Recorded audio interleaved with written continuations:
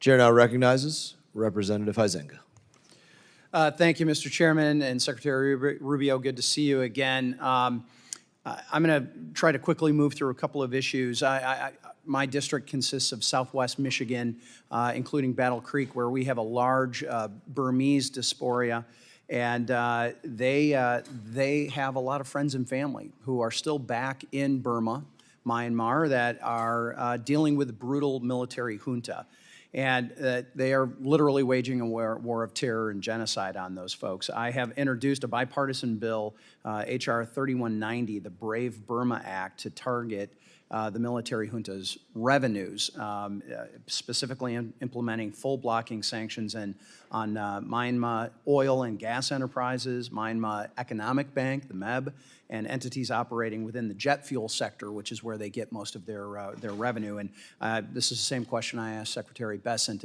Are you willing to work with us in my office to implement this particular? Well, absolutely. I mean, if you pass legislation, it's our job to implement it. Right. I appreciate that. I want to move on. I had in my subcommittee, I'm the South Central Asia subcommittee, but I'm also dealing with the R family of State Department as we're doing this reauthorization. And a couple of weeks ago, we had a hearing where we had the Truth Czarina, Ms. Jankowicz, participated in.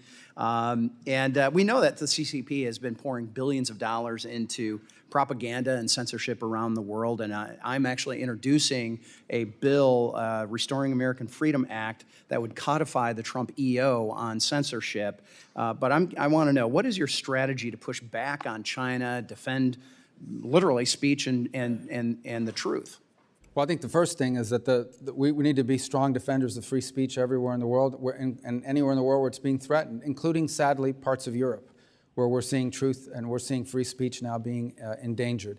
The second point I would make about it is, and we've done this in our own department, you know, we had an entity in our own department, the Global Engagement Center, yes, that was involved, frankly, in identifying Americans. Then they would pass this information on to these NGOs that were not part of government, and they would use them to then target Americans to try to silence them or brand them or harass them.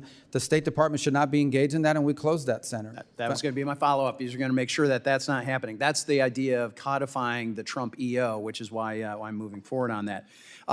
Real quickly, Mr. Burchett, back over here, was talking about Afghanistan, and his bill, which is a report bill, I think goes hand in glove with a bill that I've introduced, which would require a restriction of all U.S. tax dollars that are being paid in Afghanistan for things such as fees and fines and taxes. I mean, U.S. taxpayers paying taxes to the Taliban in Afghanistan. And so I'd love to, if you want to make a quick comment on that, about a necessity to end that.